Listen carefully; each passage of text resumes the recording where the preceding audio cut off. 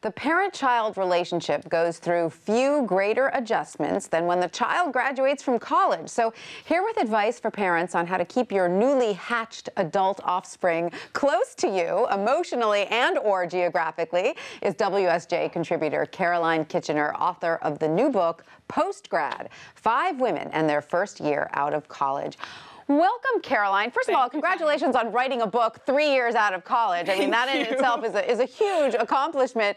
But I'm assuming that all of this knowledge that you've amassed comes from personal experience with your own parents. It does, definitely. The relationship with particularly my mom was really difficult the first year out of college. And I think the big reason for that is, you know, we see ourselves as adults when we graduate from college, and it's tricky because we have been, you know, for 4 years we've been in this wonderful, supportive community with friends and teachers and mentors. And you say in your piece that the friends or your college life sort of takes over for the role of your family. Exactly. So, you know, you're so comfortable in college, everything is taken care of for you, and then you graduate, and of course you want support, and of course you go to your parents. Right. Because, you know, they were the people who gave you the support before you left for college. The problem is, you're very different now. You're different now, yeah. So let's get to your advice for parents. The first thing that you say is accept that you still have some influence, but not control. I think a lot of parents might say, wait, do I even have any influence at all? They don't listen to anything I say. I think you absolutely do. I mean, this is a statistic that really surprised me. Most people right after they graduate from college, they call their parents almost every day. We want, you know, a third of us are back living with our parents, but if we're not, we want to talk to them. We want their support. We want their advice.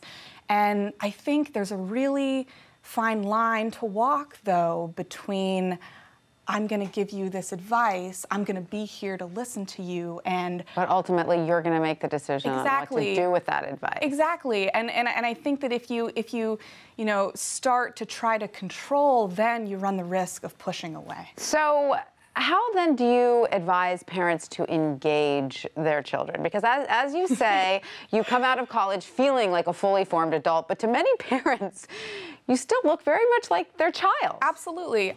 I mean, I think the key is to try and start a relationship where both of you are adults and you're, you know, it's cheesy, but try and create a friendship with each other where you're on an equal playing field. I think one of the, you know, some of my friends who really didn't have problems with their parents in this year, they had relationships where their parents also came to them with their problems. Oh, no, that's a very interesting point. Now, you also have some specific advice about that first home that a grad will make for themselves after graduating. Often, you know, because of course the newly minted grads don't make a lot of money. Often that first apartment, either you have a ton of roommates or it's not in a great place. Let's be honest, it's usually a dump, right? But how do you advise parents to respond to this? So when I graduated from college, I moved right into a 9-person group house in Washington, D.C., which had mice running around in the walls, which had dirty dishes in the sink constantly because nobody did them. And the house was really falling apart. It was really gross. But I loved it. I was so proud of it because I think that your first home, the first place that you pay for to live, is a symbol of independence. It's a huge milestone. It is, and you know, they put up, my parents, you know, they put on a good face about it, but they were also sending me articles about how dangerous the area was, and you know, am I making sure not to walk home alone at night? And so you tell parents, just step gingerly over that dirty underwear and say, I love your place, and leave it at that. And feel proud of us because we are, you know, we're becoming independent people, and that's a good thing. Right. Now, the other big hurdle that's tough for a lot of parents to get over is when their newly minted adult child is dating someone that they really don't like. Yes. How do you advise parents to deal with that situation? So, I mean, that is also you know, that's something that I was also familiar with in my first year. My mom and my boyfriend had a hard time getting along, but I think, you know, as much as possible, try and give the person a chance. Because if you see your child as an adult, you respect their decisions and you value their judgment.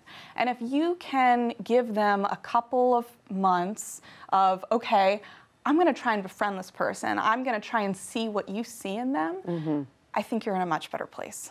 I like that. So try to see what your child sees in that person. Yeah. Don't rush into any judgments. Do you think parents do that right off the bat? They rush into snap judgments about? They've got high. I mean, they can't really be. You can't blame them because they've got. They have high expectations. They love their kid. They want them to be with someone as wonderful as they are.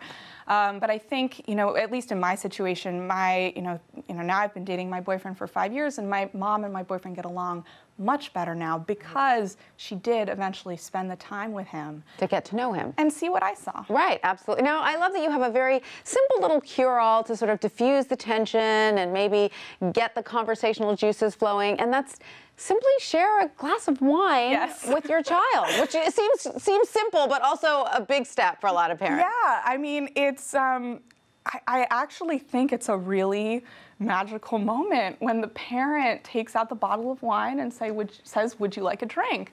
I think it's particularly for me because I was never, before I went to college, I never drank with my parents. I was never allowed to drink with them. So, how very un-European of them. Right. but when I came back and my mom was so open to that and to us relaxing together, I really felt like, we've entered into a really wonderful new stage. A new zone. And I can just assume that now 3 years out of college, things have gotten a lot better with your parents. Oh, absolutely. Great. Absolutely. Well, I'm glad to hear it. And again, congratulations on your book. Caroline, thank you so much for coming to see us. Thank you.